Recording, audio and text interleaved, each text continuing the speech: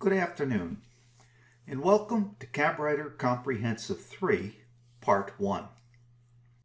CabWriter Comprehensive 3 is a multi-part series that will teach you to use CabWriter, and more specifically, to design the project before you.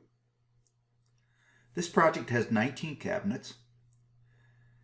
If you are familiar with CabWriter Comprehensive 2, it's a very similar kitchen, but I've added a number of cabinets just to pick up on some of the new features in CabWriter 3.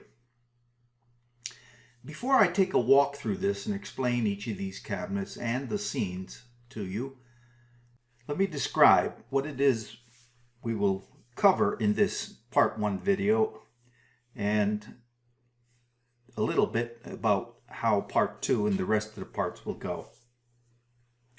In this Part 1, we're not going to do any drawing at all. That will start in Part 2.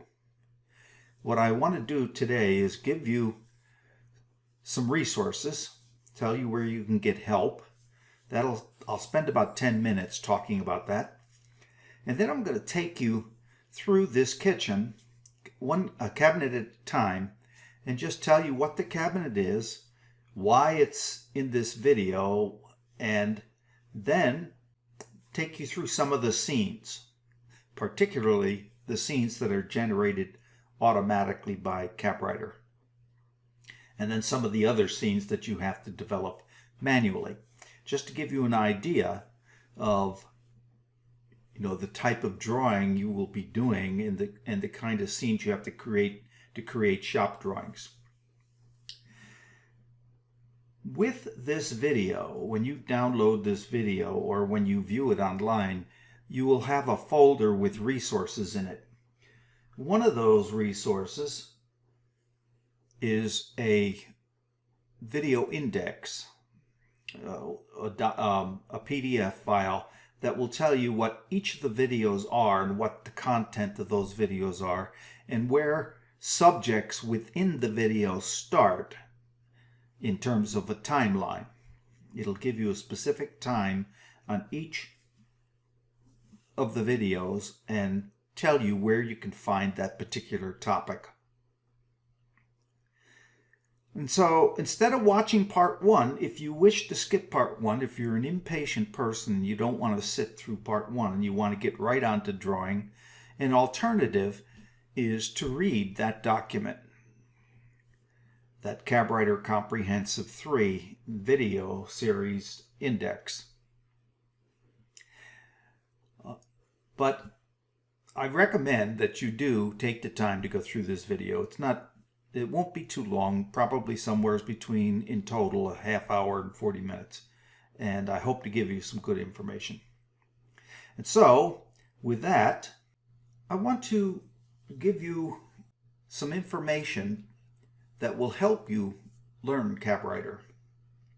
And, for that matter, Sketchup, if you need to brush up on your Sketchup capabilities. So let me start with that. You have probably already downloaded the zip package that you got from our website. And if you open it up, if you open that zip package up, you will see that it has 4 files. This file, cabwriter 3.0.0, that's the installation file. That's the file that you will install in SketchUp. Before doing that, the first thing you should do is read the cabwriter 3 Quick Start PDF. That will tell you everything you need to know about getting started with cabwriter. The second thing you should read is the installation procedure. That's this one right here. That will tell you exactly how to install SketchUp or cabwriter in SketchUp. The other thing that you might want to read is the release notes that came with cabwriter 3.0.0. What that will tell you is all of the fixes and changes that have been made since cabwriter 2.0.6. And unfortunately it gives them to you in the order in which those fixes and changes have been made. It doesn't summarize them in one package, but you can get that information from our website. But this is a very good document to read. You don't need to read it before installing SketchUp, but somewhere along the way you should read it because it'll tell you about all of the new features. Once you installed cabwriter in SketchUp, there are a number of places you can go to get help. One of the quickest and easiest places to go is if you go up here to Extensions, cabwriter, open User's Guide. The User's Guide will pop up. The guide is pretty thorough and it's got a lot of information in it. And one of the easiest things you can do is go to this page right here called Command Index. And notice in the command index is every command in cabwriter, every cabwriter command. It'll tell you what versions of both SketchUp and cabwriter you need for that command to work. And it'll tell you the page number where it can be located. For example, if you want to know how to use the story stick, you can go here to page 70. And there you go. It tells you how to use the story stick. There are 2 parts in cabwriter User's Guide. Part 1 is cabwriter itself, and part 2 is Cutlass Bridge DXF. You'll want to become familiar with both of these. The Cutlass Bridge is buried, or not buried, but it comes installed in cabwriter. Cutlass Bridge can be used on both cabwriter projects and non-cabwriter projects. If you're drawing your own furniture projects, for instance, you can use Cutlass Bridge to produce Cutlass and then transfer those to something like Cutlass Plus FX. You don't have DXF capability in non-cabwriter projects, but you do have every other part of Cutlass Bridge available to you. Okay. If you go to our cabwriter website, that's www.cabwritersoftware, all one word, .com. You'll find a number of places where you can get help and training. For example, I should point out that this website that we're recording right now is being recorded before cabwriter 3 has been released. So whatever menu you look at here, you might want to substitute 3 for 2. But if you go to training, you can go to cabwriter training, or CabWriter Comprehensive Video Series. Let's go to the CabWriter training page.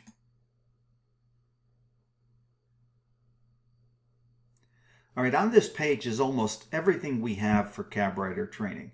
Here's the Comprehensive Video Series, which you're watching right now, albeit it's CabWriter 3, not CabWriter 2. But you'll also find on here a little introduction to CabWriter 3 and a number of other short videos that will teach you specific operations or specific kinds of skills in CabWriter. So you'll want to take a look at those.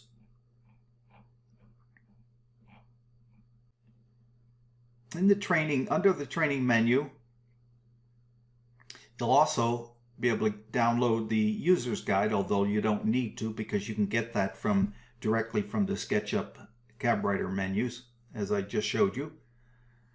There's some Cutlass bridge training. We provide on-site training, and this will tell you all about that.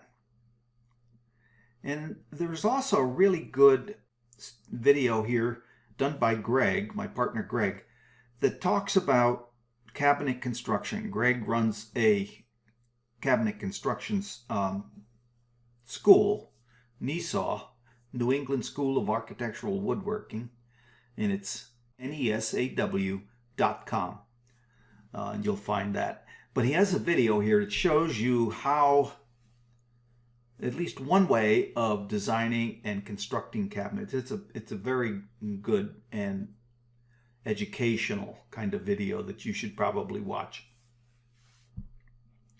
The other place to get help is the forums.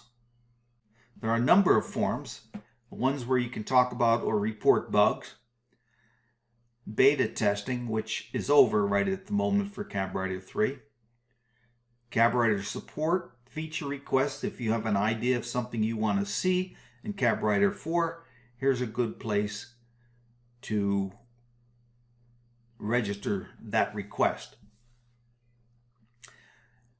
There's a forum called How To, and that's questions on how to use CabWriter features or functionality. Installing and setting up CabWriter, some Mac related issues. A lot of our documentation is PC based, but we provide some information about the differences between the PC and the Mac, and where to look for those, or what the correct keyboard instructions are and things like that, and then some miscellaneous stuff. So that's another place to go and get help. Also, right here under SketchUp, you'll find some SketchUp training. I've written a book on SketchUp, and it's a little old right now. It was written for SketchUp 2015.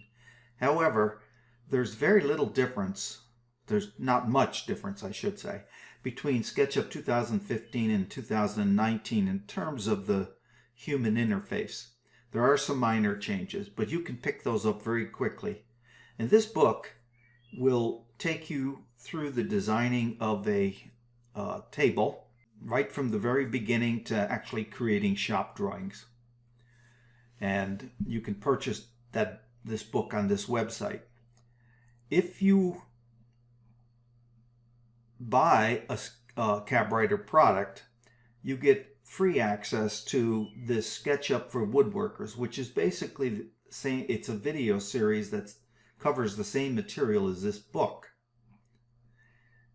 And you get it for free if you buy one of our products.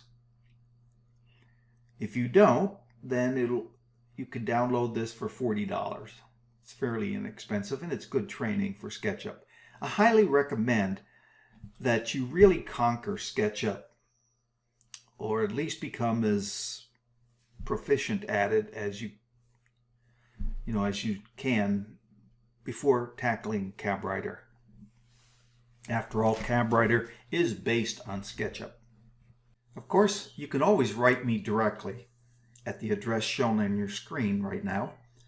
And usually I will answer any question you pose to me or any problem you present within about 24 hours.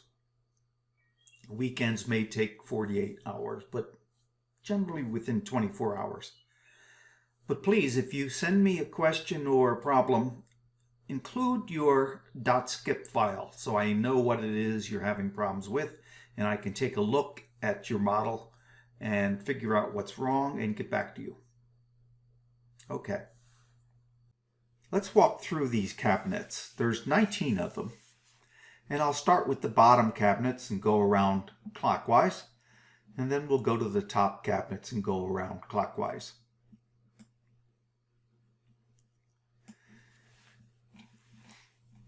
This cabinet here and this one started out as standard cabwriter cabinets, nothing special about them.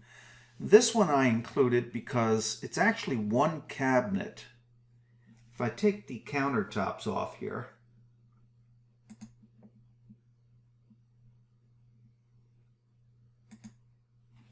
you'll see this is one cabinet. But what I did was I cut this at a 45-degree angle. And I wanted to include this cabinet just to show you how to do this kind of thing with cabwriter. Since cabwriter sits on Sketchup, you can do almost anything you want. So this cabinet was included just to show you how to modify a standard cabwriter cabinet. This is a standard 3-box cabinet, or I'm sorry, a 3-drawer bank cabinet.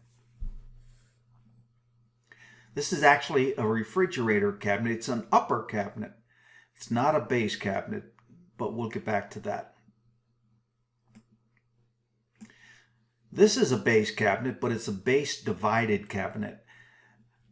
What's new in cabwriter 3 is divided cabinets, both divided upper and divided base, can now be broken up into as many as 16 compartments. And what I mean by a compartment is this is one compartment, this is one compartment, this is one compartment, and this is one compartment.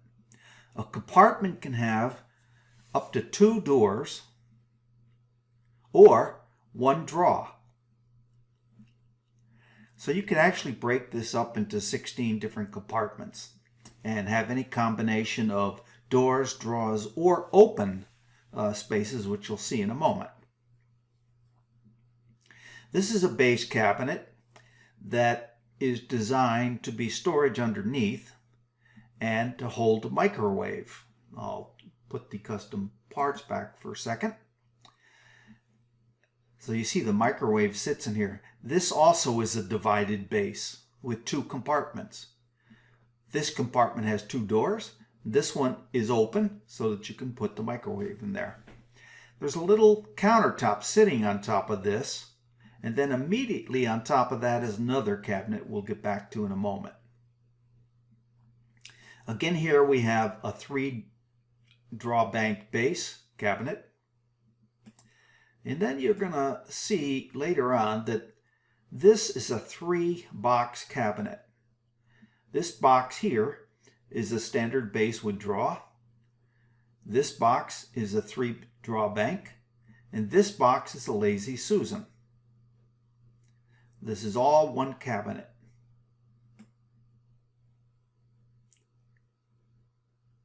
Likewise, this is all one cabinet, a 3-box cabinet. This is a sink base, which has 2 Fox drawers and 2 doors. This is a 3-drawer bank, but it's a combo. We call it a 3-drawer combo bank. Combo meaning that the first drawer is actually 2 drawers, side by side, but it's 3 levels of drawers. This, while you can't see it right now, but if I take the countertop off, you'll see, is what we call a blind corner cabinet. Blind because it goes into the corner and you can choose how much you want, what the depth that you want it to go into the corner to use up some of this dead or blind space back here. And again, this is a 3-box cabinet. This is all one cabinet. This is a standard base cabinet, just a single cabinet with a door. This is similar, single cabinet with a door. And this is a diagonal corner cabinet. And this is one cabinet. These 2 boxes are one cabinet. Next over here is an island. Now the island's made up of 2 cabinets. The front cabinet has 3 boxes. The boxes on each end are a 3-drawer bank, and the box in the middle is just a standard base with 2 doors. Notice it's shorter than this cabinet back here. This is your standard depth base cabinet, but it's shorter than your standard base cabinet. And that's to provide an area where you might roll out pizza dough or bread crust or something like that. This, and I'll put the countertops back on. This is one cabinet here. It's 2 standard bases with 2 doors each. The difference is, though, and I'll take this back off, that the depth of this cabinet, instead of being a standard depth of a base cabinet, is the standard depth of an upper cabinet, 13 inches. But that makes for a good eating area when you put the countertops on. Okay, now let's do the upper cabinets. Like I said, the refrigerator over here is an upper cabinet. When you actually draw it, you'll see that we create a construction line right about here. And that becomes the base of the cabinet. And the height of the cabinet is this height here. However, we give it special instructions to using a parameter in Sketchup to extend the sides to the floor so we have something to protect the icebox or the refrigerator. I'm showing my age. The refrigerator. Here we've had to include a little bit of a wide style, if you will, just to hide the area behind here. And again, as I described this base cabinet, which is a tall divided base with 1, 2, 3, 4 compartments. This also is a divided base. I'm sorry, a divided upper. 2 things about it. It's a little taller than your standard uppers. It's sitting on this little countertop area, and it's shallow. This is a spice cabinet. You can put a number of, let me take the doors, the upper doors off. You can put a number of shelves in here for spice storage. But again, this is a divided upper. It's a 1 compartment divided upper with 2 doors.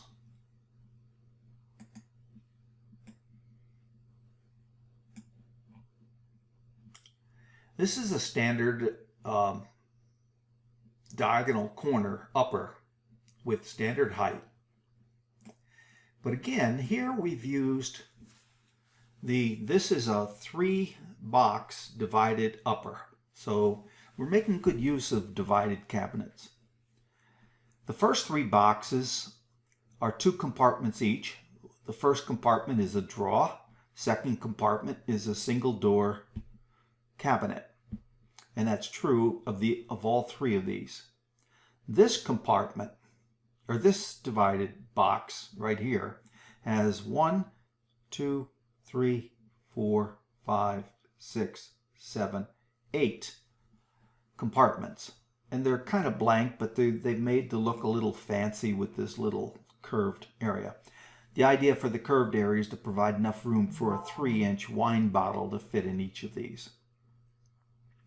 But this is 8 compartments. I could have up to 16 compartments.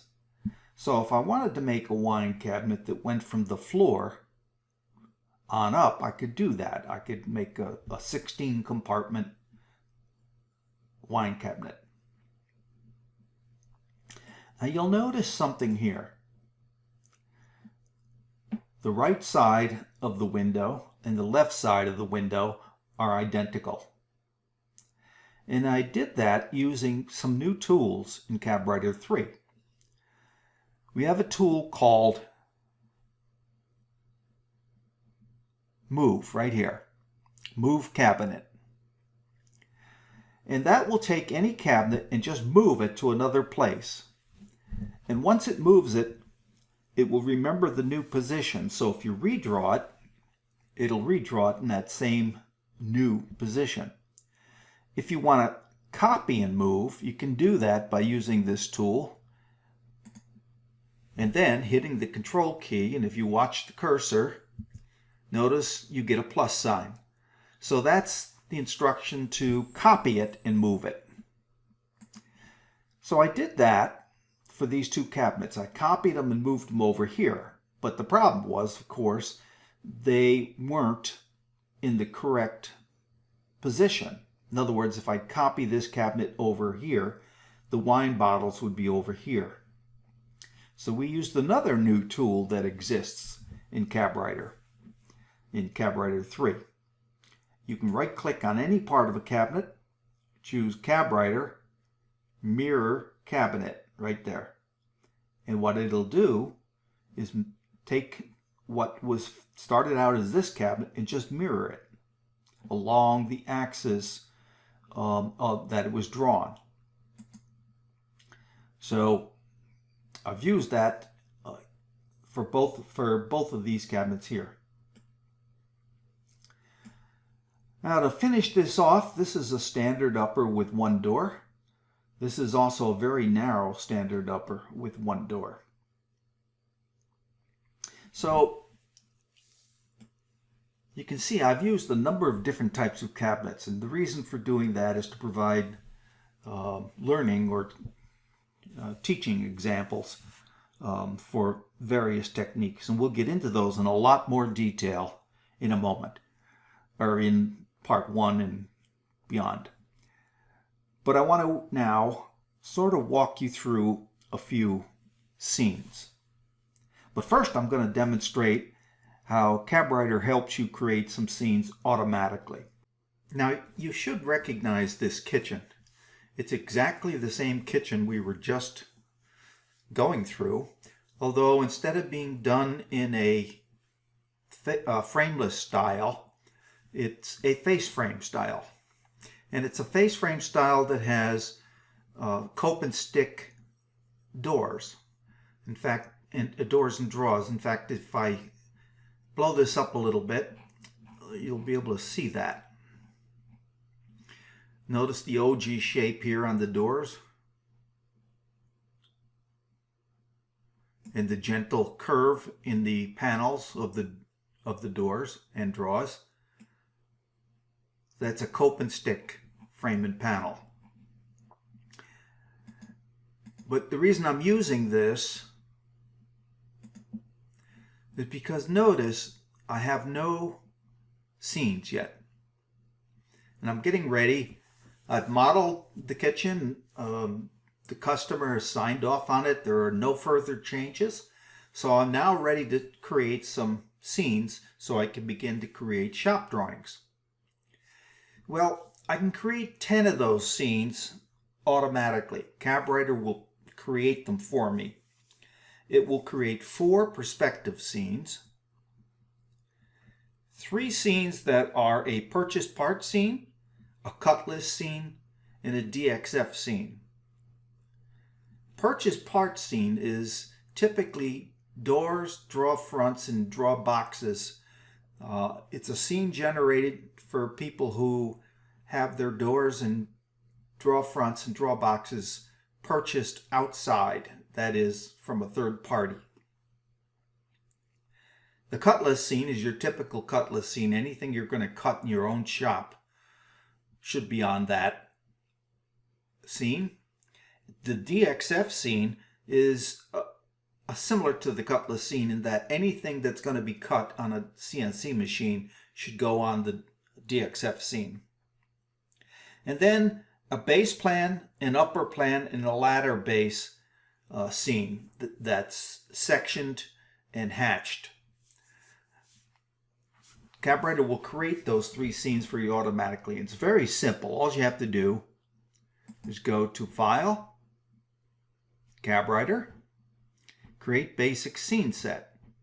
That will open up a dialog box.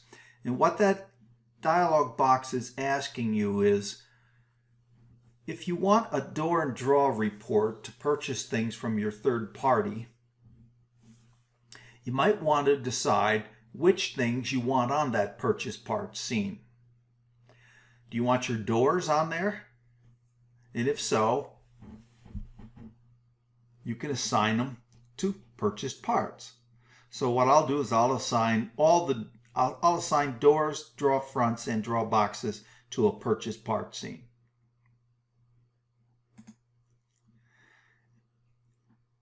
But you can assign, for instance, if you want to get your doors, well, let's say you want to get you're going to make your own doors. You'd put them on the Cutlass scene. And if you're going to make your own draw fronts, you'd put them on the Cutlass scene. But the draw boxes, you maybe, purchase from a third party, so you'll put them on the purchased parts scene. That way, when CabWriter generates the automatic scene set, it'll know where to put things. So here we go. Take just a second.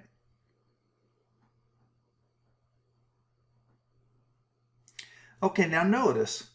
In fact, I'll open up the scenes dialog box here. And notice how many scenes I have. I have 1, 2, 3, 4, 5, 6, 7, 8, 9, 10 generated by CabWriter. I want to show you one other thing here.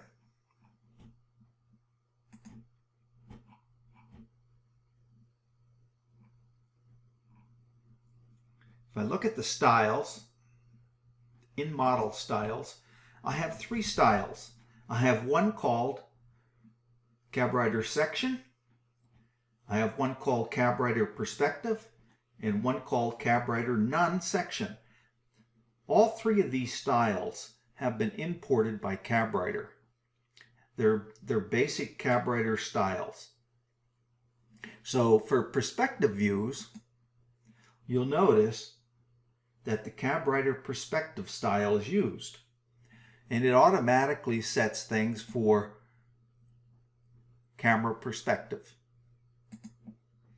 So these 4 perspective scenes are typically, depending on how your walls are oriented on the earth, they're typically something like a northwest scene. In this case, this happens, well, this is the north wall, and this is the east wall. So this is perspective 1 would be the northeast scene. Perspective 2 would be the southeast scene. Perspective 3 would be the southwest scene, and perspective 4 would be the northwest scene. You can change these scenes in any way you want. In fact, I'm sure you'd want to. You might want to see more than just this in this scene. And for sure, in this scene, you want to be able to see more than this. So you might want to tip it something like this, so that you can see these cabinets here and the island here. And then you just update that scene.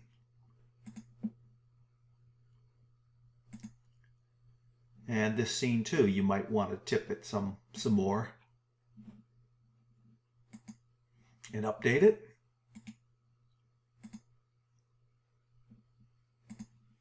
And this one looks pretty good the way it is. Now we have a Cutlass scene. Now the Cutlass is not a sectioned scene.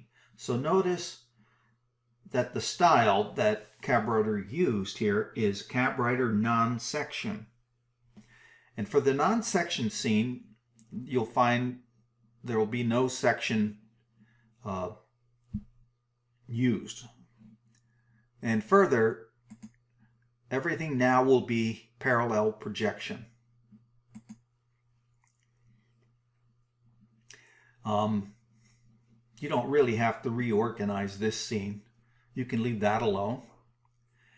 Now, in this scene, DXF scene, typically that's just the boxes, the cabinet boxes. Purchase part scenes, remember I assigned the doors and drawers to the Cutlass scene. So if I look at the cut list, you'll notice the doors and draw fronts are all on the Cutlass scene. But there's no boxes in here. The boxes have been assigned to the purchase part scene. So this is what you're going to buy from the third party. I can change any of this at any time. If I decide, for instance, I want to purchase my door fronts and draw fronts, all I'd have to do is just include those layers. There we go. Is just include those layers in this scene and remove those layers from the Cutlass scene. But to make it easier, that's why that first dialog box said, think ahead and tell me how you're going to, whether you're going to purchase your door fronts and draw fronts and things like that. So the other three basic scenes it gives you is the base plan. And notice now that the base plan uses the cabwriter section style because it has gone and sectioned the base plan. That is all the base cabinets and the walls, and it's put the hatching in there for you automatically. Now, I say automatically, that's providing you, the user, went to the Materials tab and provided all of the hatch names for each of the materials used in your model. We'll get to that in a later, actually we'll get to that in part 1. But it assumes that you set up the hatch assignments here. And notice as you assign hatches, you get these little pictures of the hatch you're choosing. Okay, so that's the base plan. And of course we want a similar upper plan, also hatched. And lastly, we want to know what the ladder base looks like and how to build it. And so we have these base plans, ladder plans.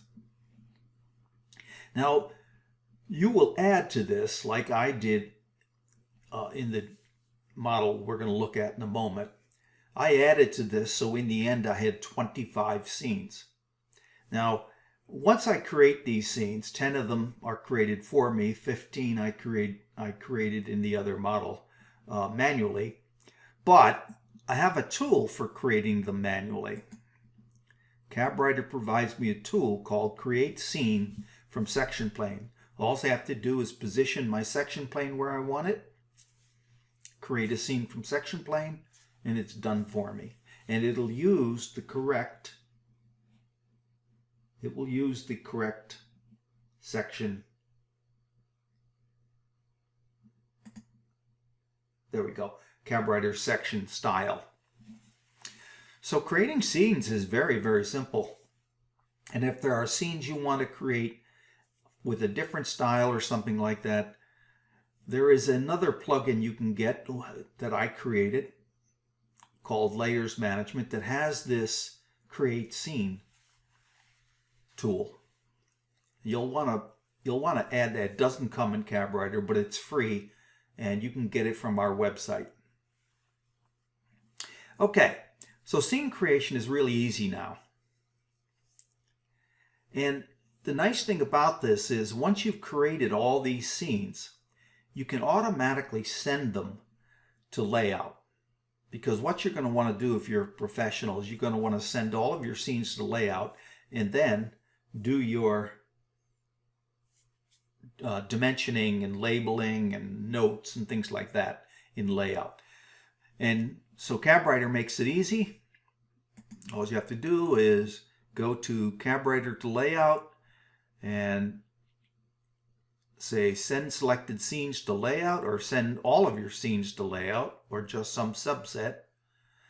And when you've done that, you can go back and say now hatch my sections in layout, and it'll automatically do the hatching and layout. All right. Now I want to go back to the model we were looking at before. All right. Now notice that in addition to arranging those first 4 perspective scenes, I changed their name. You can do that, no problem. You don't have to leave the names that were provided: perspective 1, perspective 2, perspective 3, perspective 4. I named them what I think is more appropriate. So the first 10 scenes, as I said before, are provided by cabwriter automatically.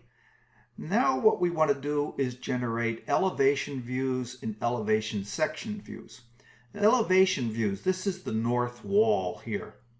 So the north elevation view is this kind of view, where you're only looking at the cabinets that are mounted on the north wall. Now you actually get a little bit of a section here and here because the wall itself is sectioned. And any cabinet that is sticking way out from the wall will get sectioned. But basically this is an elevation view that when you send it to layout, you'll be able to dimension it in layout. Now the other kind of an elevation view you want is an elevation section, so you can see how the cabinets are put together. Now, one thing I should say about names, try very, very hard to keep them as short as possible. These tend to be longer than I like: north elevation, north section. Now, this typically would be north elevation section, but I didn't want a long name, so I just called it north section. So it's still the north wall, but it's a section view now. And so you can see that all of the cabinets have been sectioned. Now you'll probably want that for each of the walls. So this would be the east elevation and the east section. And you can go all the way to the southwest or south elevation, southwest elevation, west elevation, west section. And then with the island, you probably want to do something like this. You want to create a scene that has only the island in it. That's easy to do with Sketchup, and you'll see how to do that as we proceed through the various other parts of this series. But you can have a elevation view or an elevation section view, or even a plan view of just one cabinet. So this is the sort of the baking side of the island. It's the low cabinet. Here's its section view. The eating side of the cabinet, elevation view, section view. And as I said, you might even want, oops, there's my breakfast section view. That's it right there. That's the breakfast elevation and breakfast section view. You might even want an island plan view, just the island cabinet, or actually 2 cabinets, but it's the island, because you might want to dimension that on a drawing all by itself. Okay, so you may need more views or less views, but that's an overview of how we create those. So this video is now running a little long, so we're going to call it quits here. And in part 1, what we're going to do is create the walls in one cabinet. Part one, I will tell you ahead of time, I'm going to go slow and I'm going to go in great detail because I want you to understand the basics of the story stick tool and how to design and create a model of just one cabinet. Then in part three, things are going to speed up a lot, and we're going to do multiple cabinets per part. So until part one, have a good day.